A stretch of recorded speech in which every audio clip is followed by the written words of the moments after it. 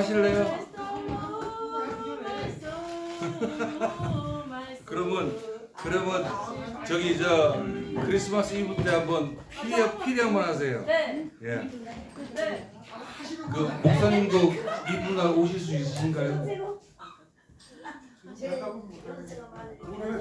사모님은 모셔놓고 가십시오.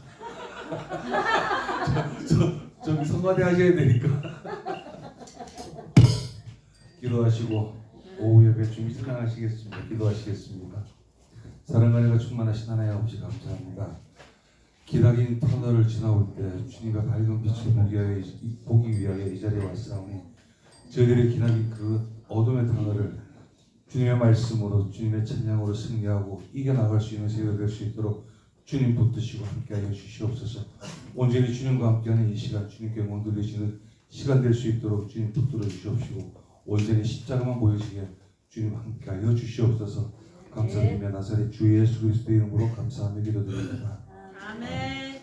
복음서가 조금 전에 불렀던 거 569장 한번 보겠습니다. 옛날 복음서가 569장입니다.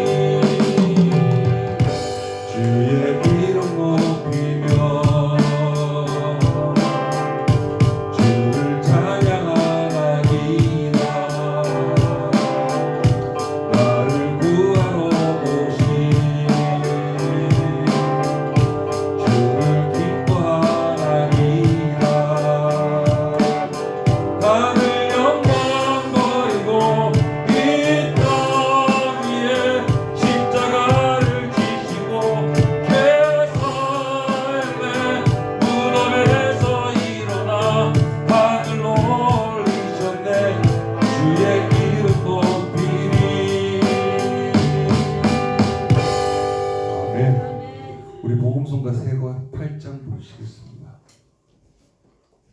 8장. 복음성가 8장입니다.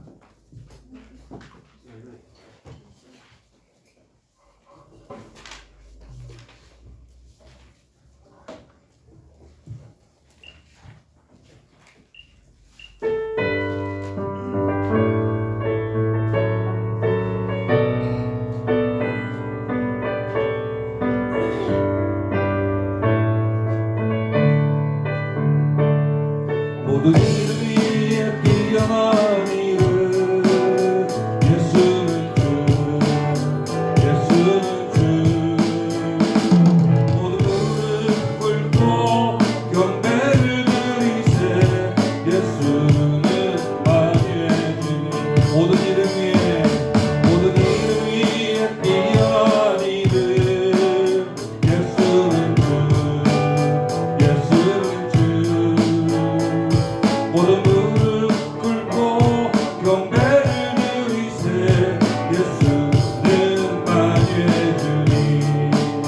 예수는 주 예수는 주 온전한 만물어라 그 보좌 영광을 돌리세 예수 예수는 주 모든 이름 위에 뛰어난 이름 예수는 주 예수는 주 모든 무릎 꿇고 경배를 드리세 예수는 만유의 주님 예수는 주 예수는 주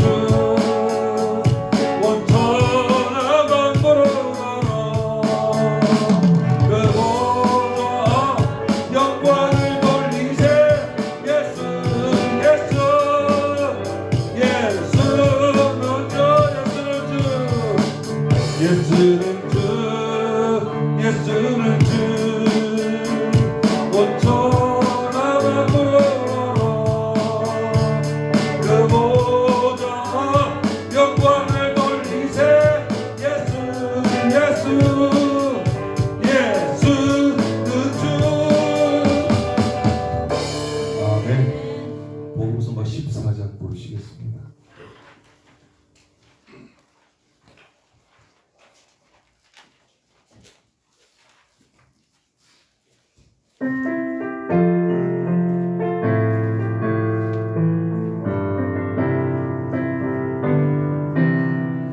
약한 나로 가가네 가난한 날 구하게 한번 날 볼 수 있게 그에게 하셨네 약한 나로 강하게 약한 나로 강하게 가난한 날 구하게 한번 날 볼 수 있게 주에게 하셨네 호산나 호산나 죽임 당한 어린 양 호산나 호산나 예수 다시 사셨네 내가 건너야 할까 거기서 내 죄 씻겼네 이제 주의 사랑이 나를 향해 기쁜 강에서 주가 기쁜 강에서 주가 나를 일으키셨도다 구원의 노래 부르리 예수 자유 주시 호산나 호산나 호산나 호산나 죽임 당한 어린 양 호산나 호산나 예수가 시사하셨네 아멘. 찬송가 351장 부르시겠습니다.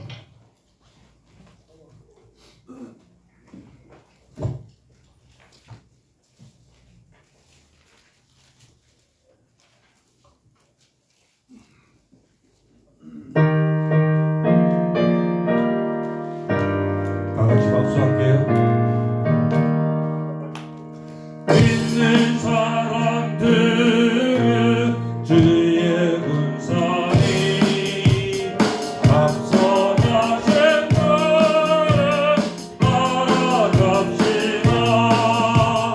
우리 내장 예수 길을 들고서 적절하는 곳에 가신 것보다 믿는 사람들은 주의 군사니 앞서 가신 저를 따라갑시다.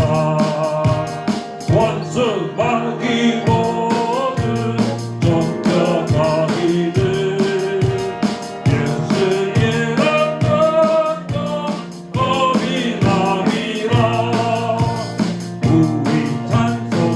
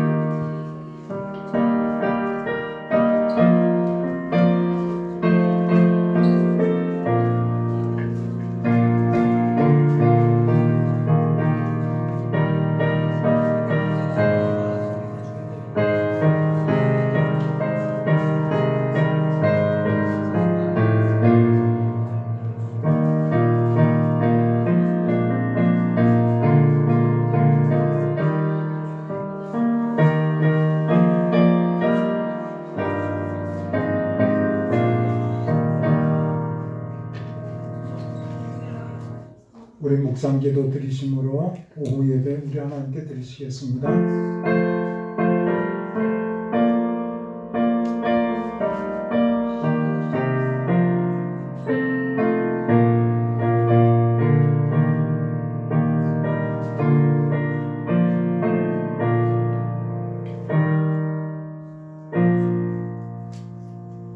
아버지 하나님, 우리를 사랑하셔서 오후 시간에도 함께 모여 찬양하며 예배드릴 수 있도록 인도해 주신 은혜를 감사합니다.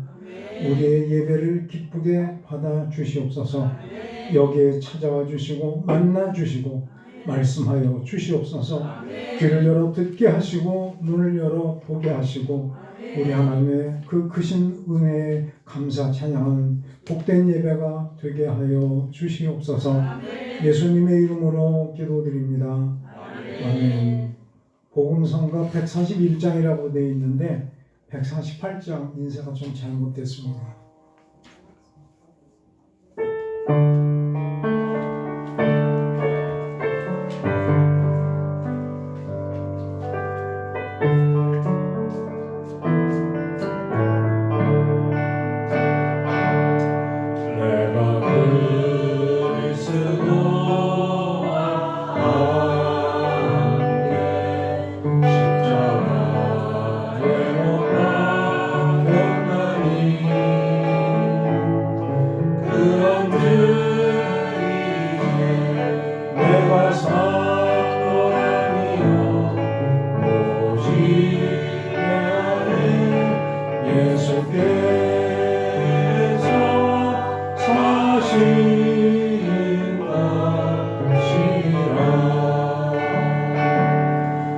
이제 내가 육체 가운데 사는 것은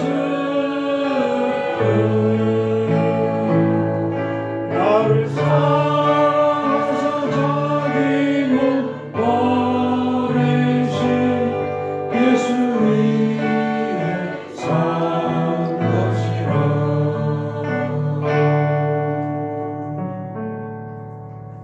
우리 예배에 의해서 합심해서 기도하겠습니다. 하나님 아버지 은혜를 감사합니다. 하나님께서 우리를 사랑하셔서 주님의 복음을 듣게 하시고 믿어 자녀 삼아주시고 하나님의 소망을 두고 살아가게 하심을 감사합니다. 이 자리에 또 함께 모여서 주님 앞에 예배 드릴 때 아버지 하나님, 이 예배가 우리의 영과 진리로 드리는 예배가 되게 해주시고 우리 하나님 아름다운 향기로 연합되게 해주시기를 간절히 원합니다. 오늘도 예배를 통해서 주님 만나기 원합니다. 주의 음성 듣기 원합니다.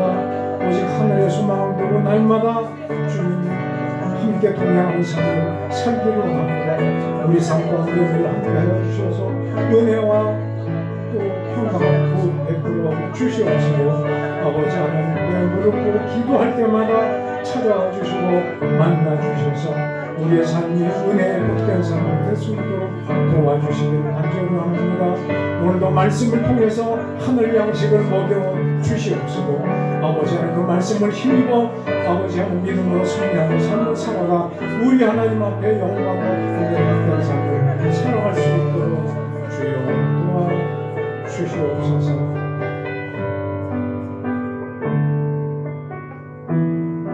감사하고 예수님의 이름으로 기도드립니다. 아멘. 하나님의 말씀은 로마서 1장입니다.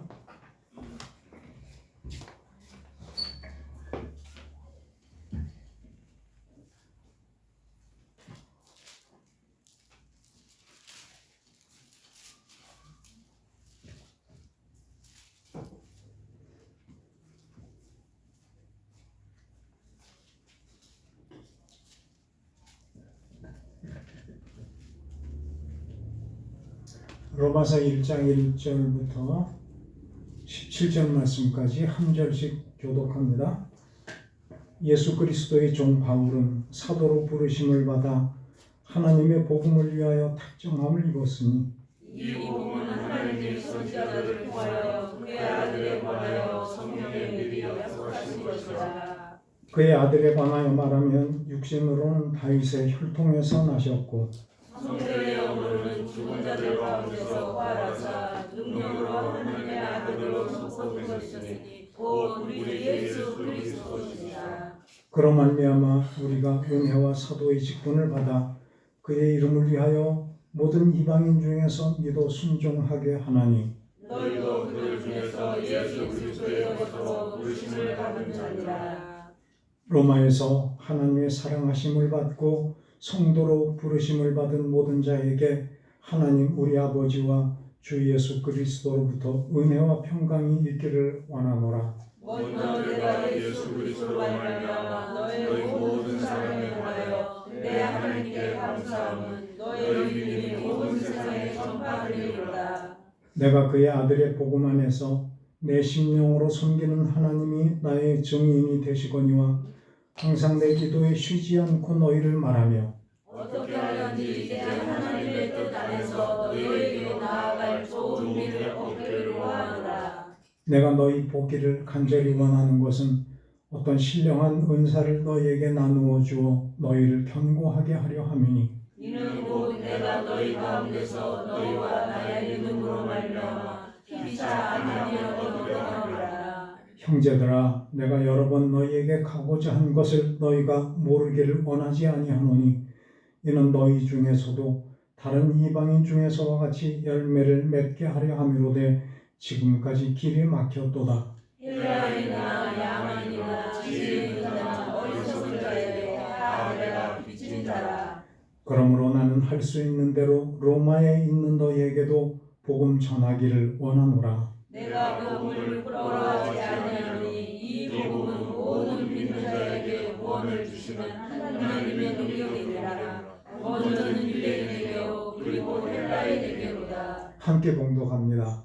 복음에는 하나님의 의가 나타나서 믿음으로 믿음에 이르게 하나니 기록된 바 오직 의인은 믿음으로 말미암아 살리라 함과 같으니라. 아멘.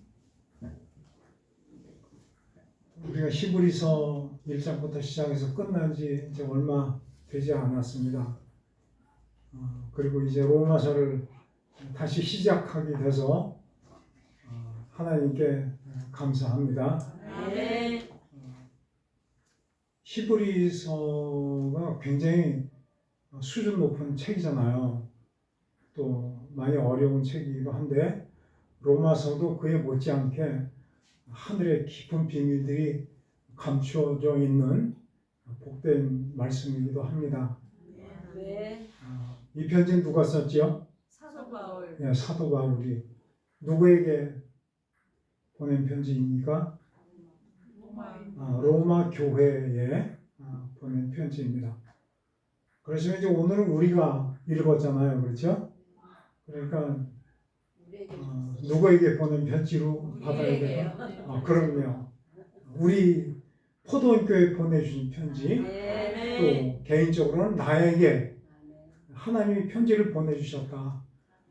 그러니까 이거는 연애 편지보다 더 귀중한 편지입니다. 너무너무 설레는 마음으로 읽어야 돼요. 그렇죠? 총각 때 이쁜 아가씨 분도 연애 편지 받으면 얼마나 기쁘겠어요. 그죠? 지금 이거는 하늘에서 하나님이 나에게 주신 편지니까. 그런데 너무나 아쉽게도 오늘 몇 절까지 읽었어요? 그러게. 편지를 받으면 그렇게 설레는 편지를 17절까지 읽고 딱 끝일까요? 어떻게 해야 돼요? 끝까지. 끝까지 다 이제 시간이 없고. 그래서 집에 가서 다 읽으시기 바랍니다. 설레는 마음으로 읽으면 편지가 확 들어와요. 그죠?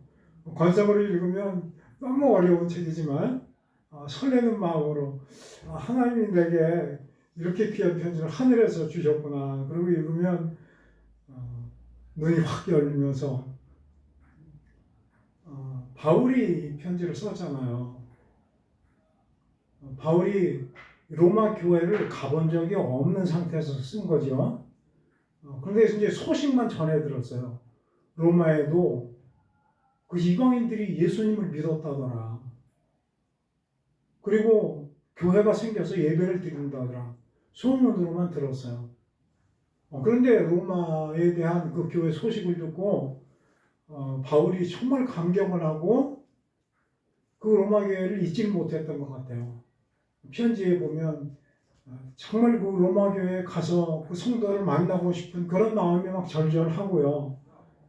그리고 로마서 마지막 몇 장까지 있죠? 16장까지. 16장에 보면 로마 교회 성도들이 이름을 줄줄이 다 꿰요. 가보지도 않았는데 소식만 듣고. 그러니까 바울은 로마 교회 성도들이 자기도 가보지 않고 모르지만 너무 막 가슴이 설레는 거예요. 그래서 오늘도 보면 그 기도에 내가 너희를 기도하는 것을 하나님이 알고 계시고 하나님의 증인이시다.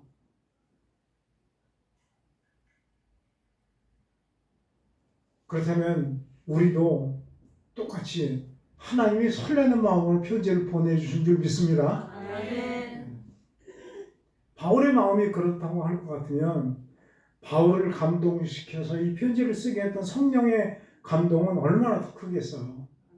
그래서 표도원 교회에 이 편지를 보내시고 한 사람 한 사람 설레는 마음으로 성령님께서 이 편지를 보내주셨을 것입니다. 아멘. 사도 바울은 원래 예수님을 잘 믿던 사람이 아니잖아요. 하나님은 잘 믿었어요. 그리고 율법도 끝내주게 지켰어요. 뭐라고 그래요? 내가 율법으로 흠이 없는 사람이다.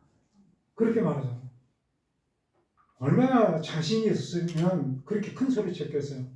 그러니까 하나님을 누구보다도 뜨겁게 사랑했던 사람이에요.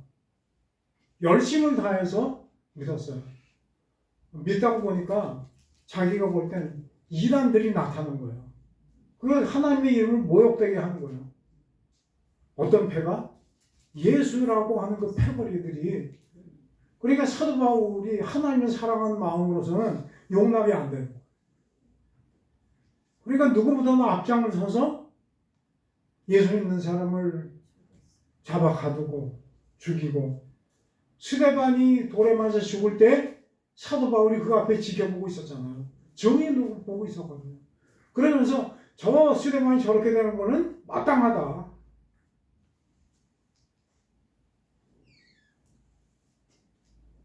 그런데 그것으로 성이 안 찼잖아요. 그러니까 안디옥이라는 곳에 또 예수님을 믿는다고 하는 이상한 무리들이 있는데 그냥 두면 안 되겠다. 어떻게 우리 하나님을 그렇게 욕되게 하느냐. 그래서 대제사장한테 공문서 하나 써달라. 내가 잡아오겠다. 그래서 공문서를 들고 잡아서 죽이려고 살기가 등등해서 그 안디옥 교회를 향해서 갔잖아요. 그런데 다메섹에서 주님이 너무너무 급하셨던 것 같아요.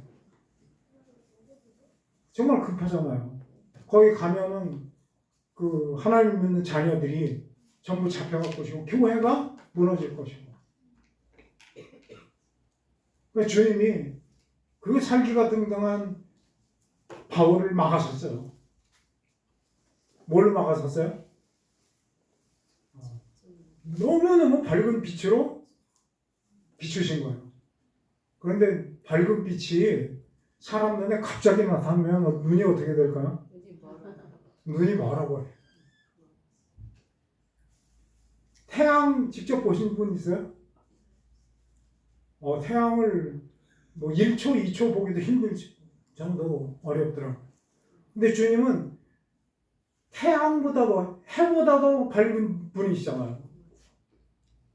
그래서 사도 바울 앞에 그냥 그 빛이 나타나시니까 바울이 거기서 더 이상 앞으로 못 가고 꼬꾸라졌어요. 그때 음성이 들렸죠. 사울아. 그때는 바울이 아니고 사울이에요. 뭐 해석하기로는 그렇대요. 사울은 큰 자, 바울은 작은 자 그렇대요. 그렇게 개명을 했나 봐요. 내가 큰 줄 알았더니 별것 아닌 작은 자구나 그래서 바꾼 것 같아요. 꼬꾸라져서 음성이 들려요. 사울아, 사울아, 내가 왜 나를 핍박하느냐?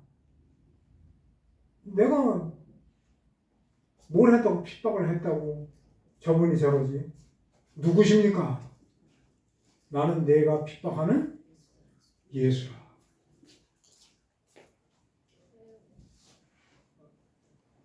주님은 정말 교회를 사랑하시는 분입니다. 교회가 박해받기 전에 사울을 막아선 분이잖아요.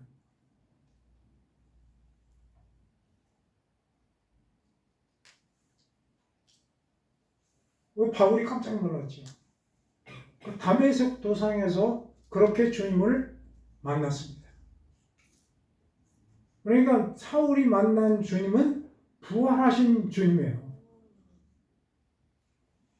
제자들도 부활하신 주님을 다 만났죠. 그때는 또 승천하기 전이었어요. 그런데 바울이 만난 주님은 승천하신 부활하신 주님. 그런데 로마서 1장에 그 바울이 그 주님을 만나고 나서 그 생애를 복음에 미친 사람이 돼서 살잖아요. 그리고 가는 곳마다 전도하고 이방인들 복음을 전해서 믿게 하고,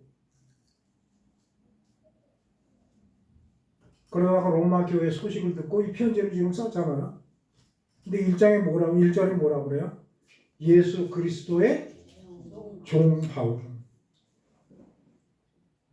바울의 정체성이에요. 나는 누구다? 예수 그리스도의 종이다. 근데 언제 주님이 종이라고 시킨 적도 없어요. 이런 종은 무슨 종이라고 그래요? 자원하는 종이라고.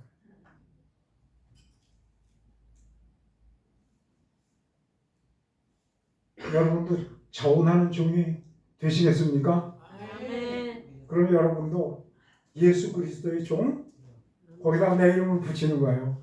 수식어가. 그런데 사실 종 되고 싶은 사람이 누가 있겠어요? 옛날에 종의 제도가 있잖아요. 그런데 강제로 됐잖아요. 태어나니까 아버지 엄마가 종이야. 그럼 그 아버지 엄마 주인 노릇한 사람이 자기도 종이에요. 주인이 있는 거예요. 그 종이 아니었던 사람이 갑자기 어려움을 만나서 가난해져서 빚을 졌어. 그 빚을 못 갚으면 또 빌려준 사람한테 끌려가서 노예가 되는 거예요. 그 종의 제도가 법적으로 있었어요. 노예라고 부르잖아요. 자기 마음대로 하는 게 없어요. 짐승처럼 살아야 돼요. 그런데 바울은 주님을 만나고 나서 자기 신분이 뭐다? 예수 그리스도의 종이다. 전에 제가 그 자원종에 대해서 한번 말씀드린 적이 있는데 기억나시나요? 어떤 이스라엘 사람이 잘 살다가 어려움을 만났어요. 그래서 빚을 졌어요. 그 빌려준 형제가 주인이 돼서 거기 끌려가서 종으로 살아요. 그런데 이제 이스라엘은 희년 제도라는 게 있잖아요. 그 희년이 되면 종으로 살던 사람을 어떻게 해야 돼요? 해방시켜줘야 돼요. 그건 하나님의 법이에요. 하나님의 사랑이죠. 아무리 힘들게 종살이를 하더라도 기회를 하나님이 주시는 거예요. 그래서 기간이 됐어요. 그 주인이 종을 불러다가 이제 희년이 됐으니 이제는 종에서 해방돼서 자유롭게 살아라. 가정으로 돌아가라. 보내줘요. 보내주는데 이 종이 한 종이 저는 싫습니다. 주인 집에서 그냥 종으로 있겠습니다. 허락해 주십시오. 아니 종으로 해방돼서 자유를 얻는 기쁨이 얼마나 큰 건데 다시 종으로 살겠다니. 종이 뭐라고 그래요? 나는 나가서 사는 것보다 주인 밑에 종으로 사는 게 더 행복합니다.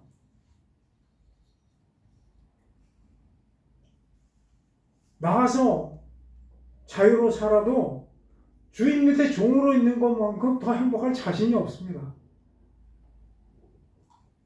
주인이 나를 종으로 대해 주신 적이 없습니다. 그러니까 주인 집에서 해방되는 거를 거절하는 거예요. 하나님이 그럴 때 어떻게 하라고 그랬어요?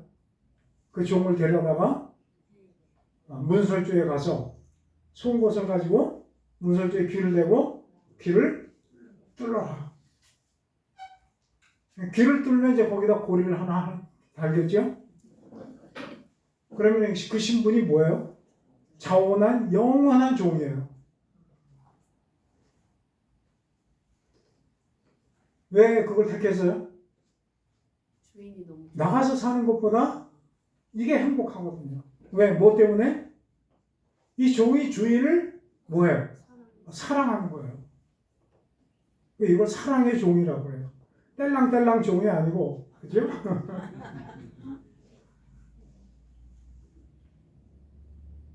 바울은 그렇게 종이 됐어요.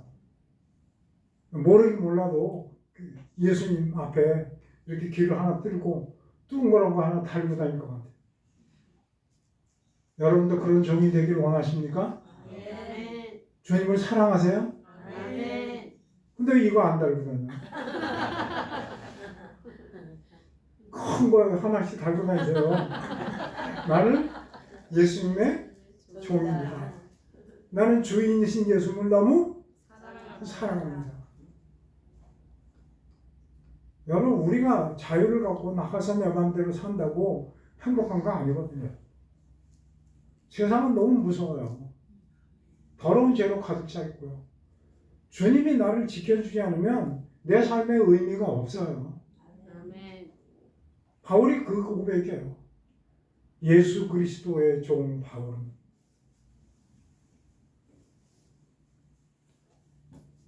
그런데 종으로 그렇게 자원을 했더니 얼마나 막 신난 일이 생겼어요. 어떻게 생겼어요? 뭐로 부르심을 받아? 사도로 부르심을 받아. 종이 되겠다고 했더니 주인이 사도로 보내시기. 사도 자격이 있다. 원래 사도는 누구만 사도였어요? 제자. 베드로를 비롯한 12명이었는데 그 중에 가룟 유다는 빠졌잖아요. 그리고 그 빈자리를 투표로 뽑았죠. 사도행전에 제비뽑기로. 누가 뽑혔어요? 마띠아라고 하는 사람이 뽑혔잖아요. 그러니까 사도 바울은 본래 사도 축대에 들어갈 수 없는 사람이에요. 그런데 주님이 자기를 사도로 불러주셨다. 그리고 사도로 불러주시고 사명을 주셨어요. 무슨 사명? 무엇을 위하여? 하나님의 복음을 위하여.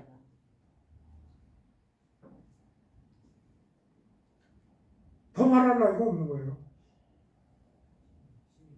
어떤 분이 그랬대요.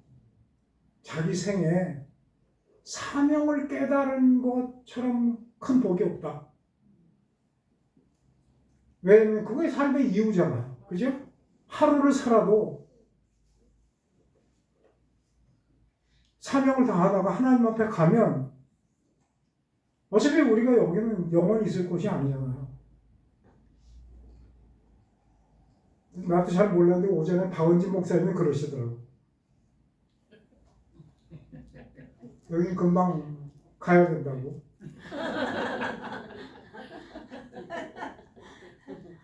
그런데 하루를 살아도 뭐 하다가 사명을 감당하다가 그 사명을 잘 감당하면 박은진 목사님이 뭐가 하늘에 준비되어 있다고 그러더라고요. 뭐가 있죠? 상이요. 그렇죠. 하늘에 부르심 큰 상이 준비되어 있다.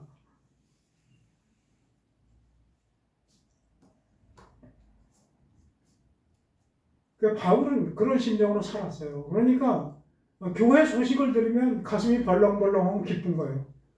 우리 포도원교회 얘기도 바울 사도께서 들으시면 가슴이 설레고 벌렁벌렁하고.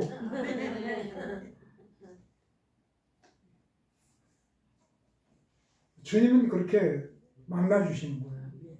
교회를 박해하고 죽이려고 했던 그 바울을 다메섹 길에서 만나서 하루아침에 바꿔주신 거예요. 저는 교회도 안 다니는데 우리 사모 만났다고 그랬잖아요. 모태신앙이에요. 그런데 마음속에 교회를 안 다니고 하나님을 믿지 않는 사람은 결혼은 못한다. 이제 그렇게 마음을 굳게 속으로 먹고 있다가 저한테 물어보더라고요. 결혼하면 교회 같이 나가겠느냐. 근데 나갈 마음이 있었어요. 그러겠다고. 그래서 이제 따라 나갔죠. 따라 나갔는데 설교가 귀에 들어올까요? 들어오죠. 무슨 예수님이 십자가에서 죽으셨는데 나를 위해 죽으셨다는 게 제가 믿어지겠어요?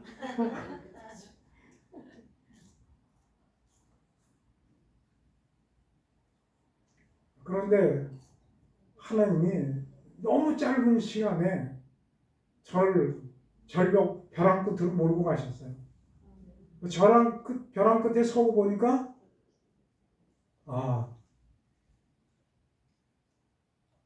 내가 태어난 것부터 잘못했구나. 태어나지 말았어야 되고 지금 내가 할 수 있는 거는 죽음밖에 없겠다. 그런 상황까지 왔거든요. 근데 이제 그때쯤 그렇게 어려울 때쯤 처제가 저한테 책 2권을 주면서 형부 좀 읽어보세요 그러더라고요. 근데 이제 기독교 책이라고 이제 읽어보지 않은 것 같은데 그 책 이름이 그때 보니까 하나는 죽으면 죽으리라. 하나는 낮은 곳에 임하소서. 안요한이라고 하는 목사 아들이 소경이 돼서 목사가 돼서 쓴 책이잖아요. 영화도 나왔었죠. 죽으면 죽으리라는 누구예요? 유명한 안희숙 여사가 일제에 신앙을 지키다가 순교자가 될 뻔했어요.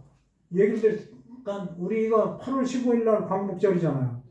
그런데 안희숙 여사 사형 집행은 8월 17일이었다 뭐 그렇게 들은 것 같으니까 이틀만 늦게 해방이 됐으면 순교자가 될 뻔했던. 그게 살아있는 순교자. 그런데 2권의 책이 망치로 가슴을 쳤어요. 왜냐하면 2 사람이 죽음의 벼랑 끝에 몰려 서 있을 때 하나님이 찾아오시고 만나주시더라고요. 얼마나 깜짝 놀랐는지 몰라요. 나 하나님이 계시다고는 인정이 됐지만 사람을 사랑하고 사람에게 말씀하시고 사람을 만나주신다? 너무너무 놀랐어요. 근데 거기서 2 사람을 만나주시더라고요. 2 사람이 하나님을 만난 순간 생애가 바뀌어버렸어요. 여러분도 주님 만나시기 바랍니다. 바울만 만나주시는 하나님이 아니세요. 우리를 만나주시는 분입니다. 근데 만나고 싶은데 우리도 마음을 열어야 만나잖아요. 근데 마음을 안 나니까 그냥 끌고 가시는 거예요. 어디까지 세워요? 죽음의 벼랑 끝으로 끌고 가시죠. 거기 가지 않으면 우리가 마음을 안 여는 거예요. 그래서 여러분 벼랑 끝으로 지금 끌고 가십니까? 끌려가십니까? 할렐루야 축복입니다. 벌써 만났어요. 그러니까 하나님이 사랑하신다는 표예요.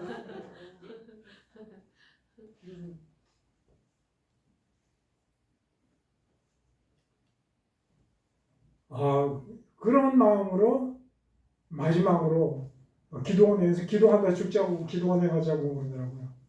기도원에 갔는데 설교를 듣다가 주님이 저를 위해서 십자가에 죽으신 것을 확인했어. 기절하는 줄 알았어요. 그분이 사람도 아니고 이웃집의 선한 의인도 아니고 창조주 하나님이시잖아요. 근데 나를 알고 계시고 나를 위해서 죽으셨다. 더구나 십자가에서.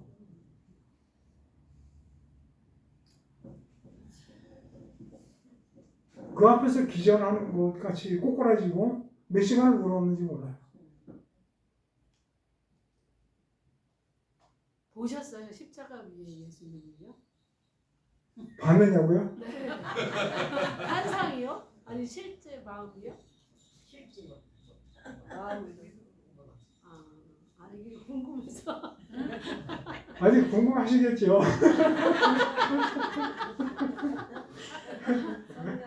만나시고 나서 같이 대화를 좀 나누자고요. 저도 만났어요. 그러시구나. 반갑습니다. 저는 주기도문 하는데 네. 그러셨어요. 내가 그러시. 진짜 네 아버지. 정말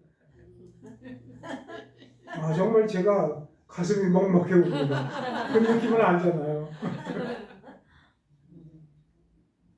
아니 그래요.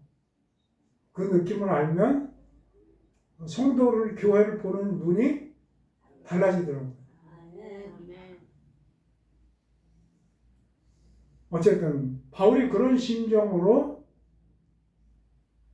복음을 전했고 로마 교회에 그렇게 편지를 쓰는데 어떤 사명을 받고 하나님의 복음을 사명으로 받고 편지를 쓰는 거예요. 그렇겠죠. 이 편지를 쓰지 않고 견딜 수 없는 심령이 되겠죠.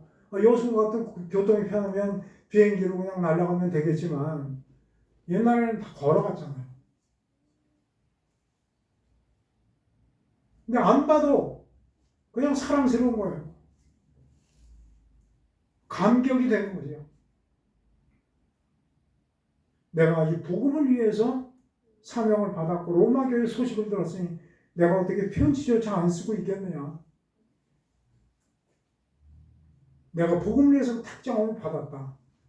그리고 복음에 대해서 말씀을 합니다. 2절에 뭐라고 말씀해요? 이 복음은 하나님이 선지자를 통해서 그의 아들에 관하여 성경에 어떻게 약속하신 것이다? 미리 약속하신 것이다. 이 복음은 갑자기 나타난 생소한 거가 아니다. 나는 그런 건 줄 알았고 이게 근거가 없이 있는 줄 알았더니 보니까 어디에 미리 약속했다?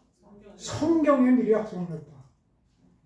그러니까 하나님은 일을 하실 때 그냥 아무것도 없는 뿌리도 없는 거에서 갑자기 하시는 게 아니고 누구를 통해서?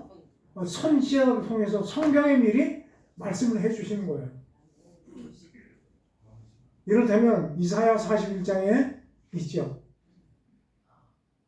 보라 처녀가 잉태하여 아들을 낳으니 이름을 임마누엘이라 하리라.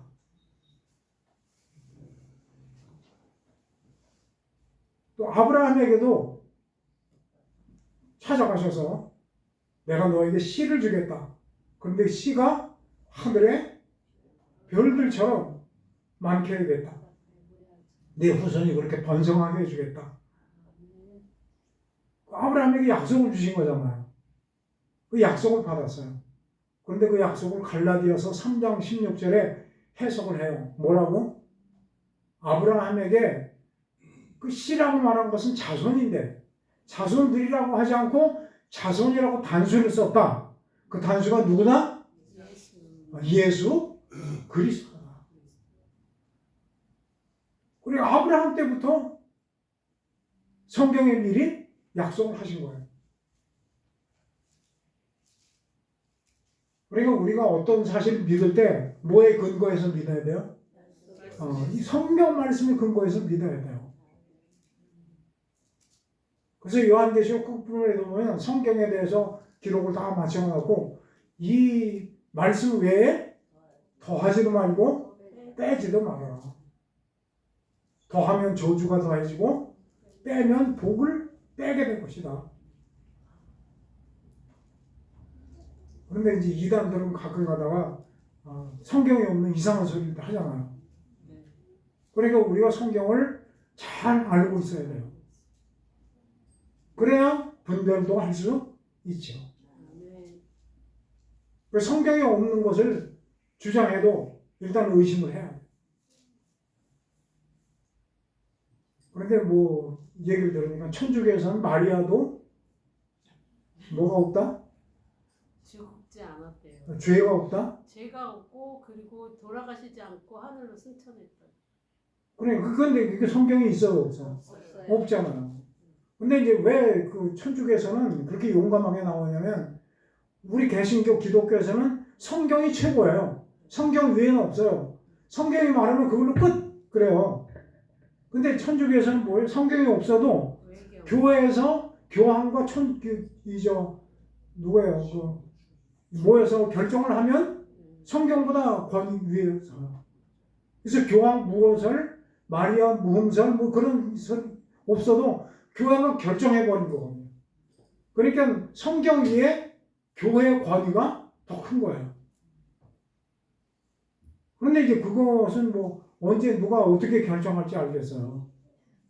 근데 이제 그것이 개신교에는 그런 게 없어요. 성경에 있어야만 돼요. 그것이 이제 이단을 분별하는 기준이 되기도 하고. 이 복음은 하나님이 구약의 선지자들을 통해서 누구에 관해서? 그 아들에 관해서 성경이 미리 약속하는 겁니다. 그러니까 이제 바울은 아들 말만 나와도 가슴이 뛰는 거예요. 왜요? 만났잖아요. 어디에서? 다메섹 도상에서 만났어요. 자기가 죽이려고 핍박하려고 갔던 교회와 성도들이 이 아들과 무관한 줄 알았어요. 근데 왜 네가 나를 핍박하느냐? 얼마나 놀랐는지 몰라요. 아, 이 아들과 교회가 한 몸이구나.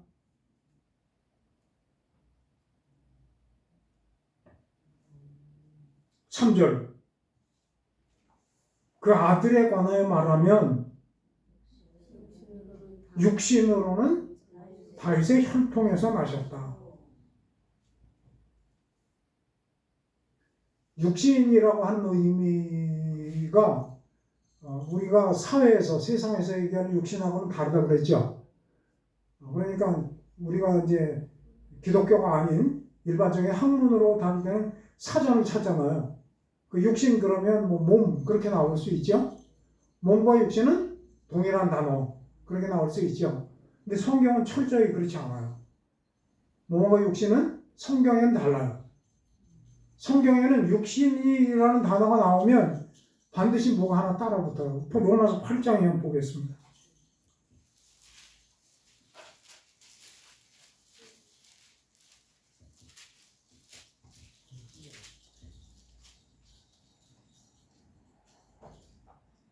로마서 8장 3절입니다. 3절 시작. 율법이 육신으로 말미암아 연약하여 할 수 없는 그것을 하나님은 하시나니 곧 죄로 말미암아 자기 아들을 죄 있는 육신의 모양으로 보내어 육신의 죄를 정하사. 육신이 어떤 의미인가 하면 첫째는 육신으로 말미암아 뭐하여? 연약하여. 그러니까 육신은 연약한 거예요. 여기서 성경에 말하는 연약은 뭐죠? 죄에 무력하다는 거예요. 죄를 지을 수밖에 없는 존재예요. 육신은 죄를 이길 힘이 없어요. 육신은 철저하게 죄의 종이에요. 그리고 육신이 뭐 선한 일을 한다고 해도 결과는 다 뭐예요? 죄예요. 그래서 육신을 성경은 연약하다 그래요. 그리고 그 하반절에 나오죠. 연약하여 할 수 없는 그것을 하나님은 하시나니 육신이 연약해서 못하는 것도 누구는 할 수 있다? 하나님은 할 수 있다. 그래서 하나님이 어떻게 한다? 하나님이 죄로 말미암아 자기 아들을 보냈는데 어떻게 보냈다?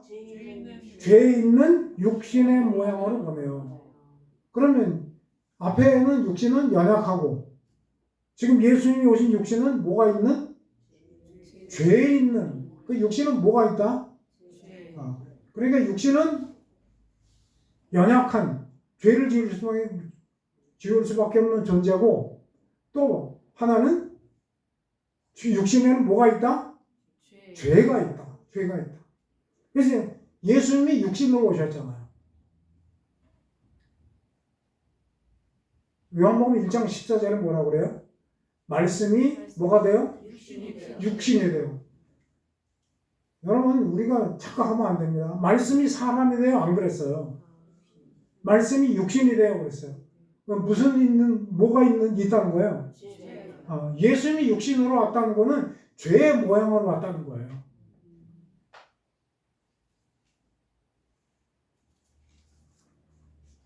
그러니까 다시 돌아옵니다. 로마서 3절 1장 아들에 관하여 말하면 육신으로는 다윗의 혈통을 하셨어요. 그러니까 육신으로 왔다는 거죠. 무슨 모양으로 왔다? 죄의 모양. 죄 있는 모양으로 왔다. 그냥 사람으로 온 게 아니에요. 죄의 모습을. 그런데 예수님이 죄 있는 분이에요? 그런데도 불구하고 죄 있는 모습으로 왔다. 그리고 또 하나 무슨 혈통으로? 다윗의 혈통으로 왔다. 그 구약에 기록되어 있잖아요. 다윗의 후손으로 메시아가 오신다는 약속을 하나님이 이행하신 거예요. 그러니까 약속을 하나님이 이행하시는 의미가 있고, 하나는 다윗의 혈통은 다윗의 신분이 뭐예요? 왕이잖아요. 왕으로 오셨다. 다윗의 혈통으로 오신 분은 왕이에요. 왕은 무슨 권세가 있어요? 백성들을 다스릴 권세가 있어요. 왜 다스리죠? 뭐 하려고? 백성들을 행복하게 해주기 위해서. 백성들이 어디에 빠져 있어요? 죄에 빠져 있잖아요. 행복하게 해주기 위해서는 죄에서 건져주셔야 돼요. 그러니까 우리 대신 자기가 죄에 빠지고 우리는 건져주시는 거예요. 성경의 왕은 그렇습니다. 이 땅의 왕들은 군림하고 자기가 지배하고 통치하려고 하잖아요.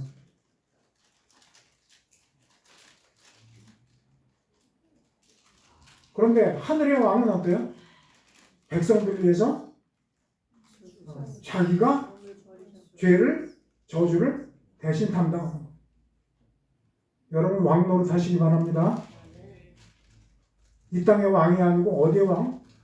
하늘의 왕. 그러니까 대통령이 되겠다는 사람들이 그런 사람이 있으면 우리가 얼른 뽑아주면 되는데 그런 사람이 있을까요? 없을까요? 없어요. 예수 그리스도 그분밖에 없어요.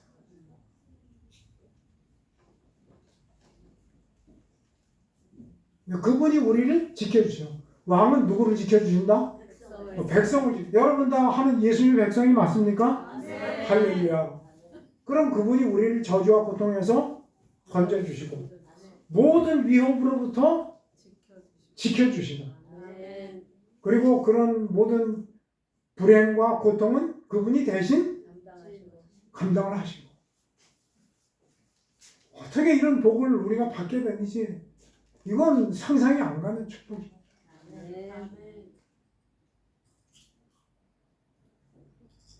4절 성결의 영으로는 죽은 자들 가운데서 부활하사 능력으로 하나님의 아들로 선포되셨으니 곧 우리 주 예수 그리스도시니라.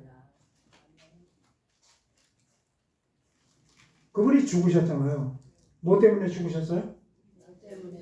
죄 때문에 죽으셨어요. 누구의 죄?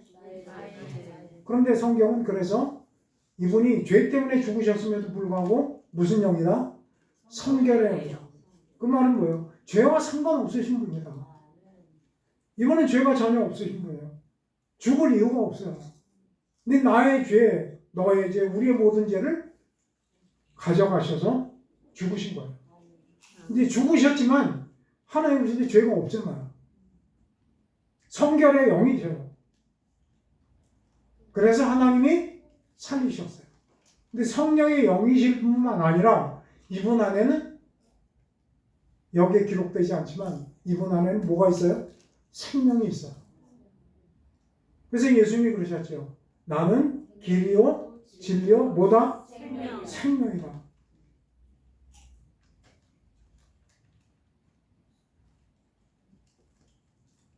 돌을 닦은 스님도 이 비주얼을 보고 우리 부처가 길이고 진리는 맞는데 생명은 아니다. 왜 부활 안 했잖아요. 석가모니의 무덤은 이 땅에 있습니다. 근데 우리 예수님의 무덤은 비어 있어요. 사망이 이길 수가 없어요. 왜? 그분은 뭐니까? 생명이니까. 태초에 말씀이 계시니라. 이 말씀이 곧 하나님이시라. 이 말씀에 생명이 있었으니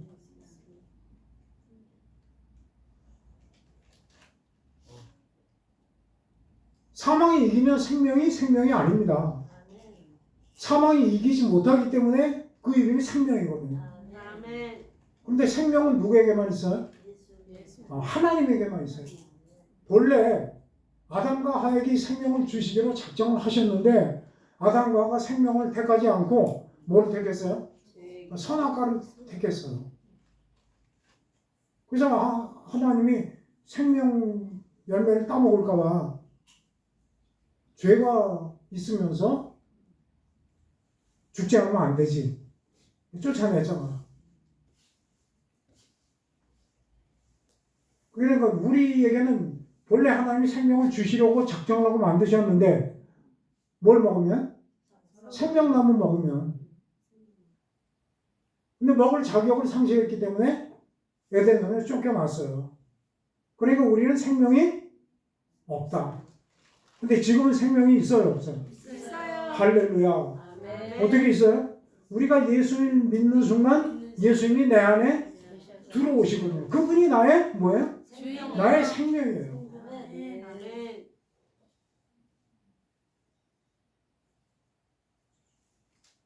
그러니까 생명이 없었는데 예수를 믿고 보니까 우리 안에 뭐가 들어왔어요? 생명이 들어왔어요. 그러니까 이걸 보고 거듭남이라고. 생명이 없었는데 우리 속에 생명이 쑥 들어온 거예요. 이 생명이 들어왔으면 우리가 죽어요? 안 죽어요? 안 죽어요. 죽어도 살아요.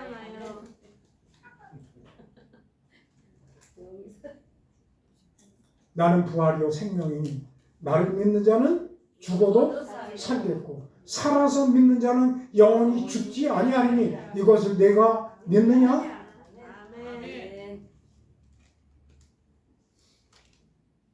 왜 내가 예수 믿는 건 생명을 선물로 받았어요.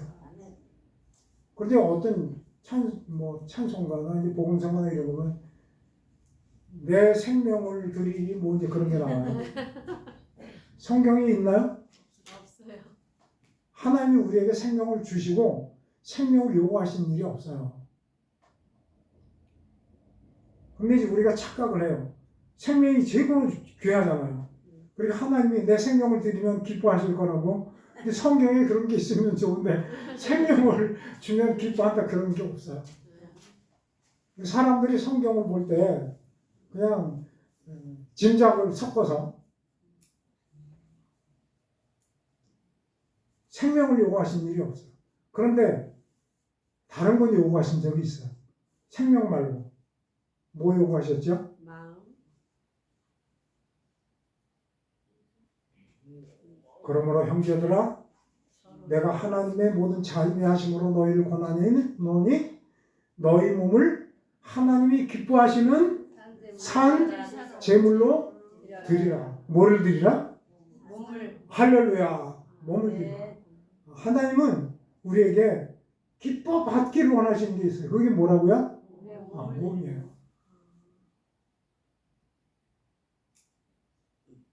그 몸을 드린 사람이 있어요. 누가 드렸죠?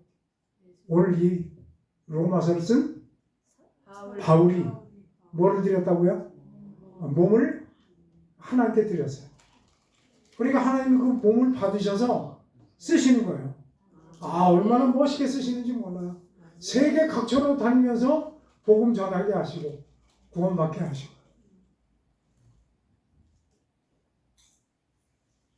왜냐하면 내가 하나님께 몸을 드리기 전에 이 몸은 누가 주인이었어요? 내가 주인이었어요. 근데 나 말고 눈에 보이지 않는 주인이 또 있어. 누가 주인이었죠? 마귀가 주인이었어요. 그러니까 마귀가 내 주인일 때 나를 질질 끌고 다니면서 하나님 못 믿게 하고 착한 일 못하게 하고 못된 짓 하게 하고 싫어하는 짓만 하게 하는 거예요. 끌려다녔어요. 왜? 주인을 이길 힘이 있어요, 없어요? 없으니까. 근데 눈에는 마귀가 보이지 않지만 마귀가 주인 노릇했고, 또 누가 주인 노릇했다고요? 내가 주인 노릇했어. 사사기가 그렇죠. 사람들이 그때 하는 왕이 없으므로 자기의 소견에 오른 대로 행하였더라. 누가 없으므로? 왕이 있으면 왕이 주인인데 왕이 없으니까.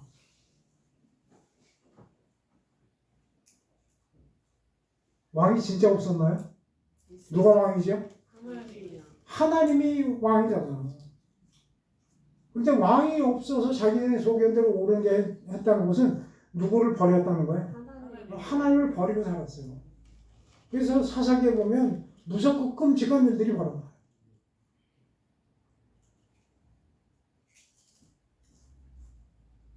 하나님을 주인으로 몸을 드리기 원하십니까? 아멘. 그게 종이에요. 그 표로 이런 거 하나 달고 오시기 바랍니다.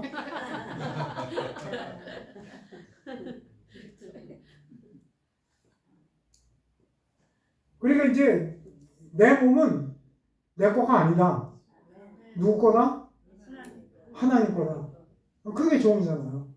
그러면 하나님이 그걸 받으셔서 사용하시는 거예요. 여러분, 하나님 일은 내가 하는 게 아닙니다. 내 몸을 잡고 하나님이 사용하시는 거예요. 그런데 이제 거꾸로 하려고 하는 사람이 있어요. 하나님을 붙잡아서 사용하려고 하는 사람이 있어요. 그걸 성경에도 나와요. 몽둥이가 사람을 붙잡아서 사람을 사용하려고 한다고. 사람이 몽둥이를 붙잡아야지. 몽둥이가 사람을 붙잡으면 어떻게 되겠어요? 네, 맞아요. 네, 맞아요.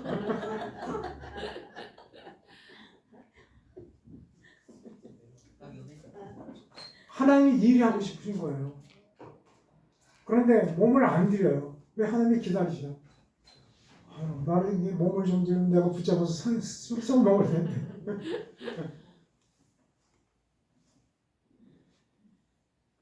주님은 우리에게 몸을 주셨잖아요.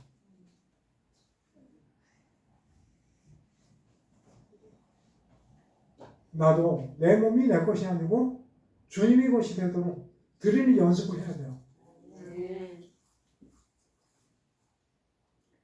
그렇게 해서 성결의 영으로는 죽은 자들 가운데서 부활하사 능력으로 하나님의 아들로 선포되셨어요.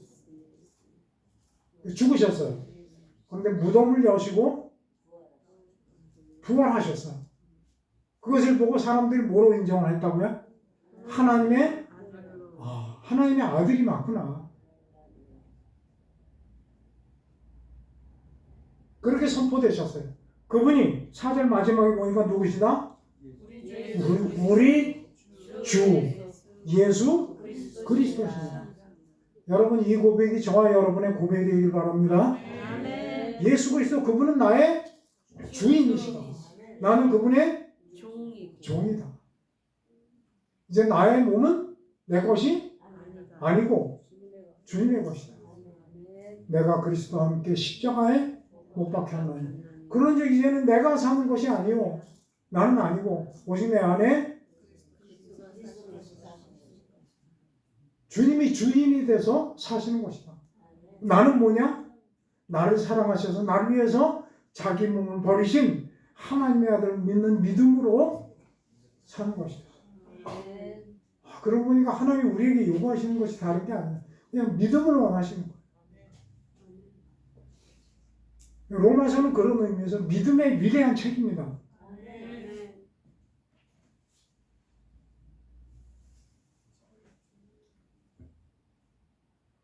17절까지 읽으면 4절에서 맞춰야 되겠습니다. 기도하겠습니다. 고마우신 아버지, 하나밖에 없는 아들, 나 같은 죄인에서 이 땅에 보내셔서 죄값 십자가에서 치르게 하시고 우리에게 생명을 주셨습니다. 주님은 나의 주인이시고 나의 왕이십니다. 내가 주님께 몸을 온전히 드릴 수 있도록 나를 도와주셔서 종으로 사는 것이 나의 큰 행복이요 기쁨이 되게 하여 주시옵소서. 예수님 이름으로 기도드립니다. 아멘. 찬송가 314장입니다.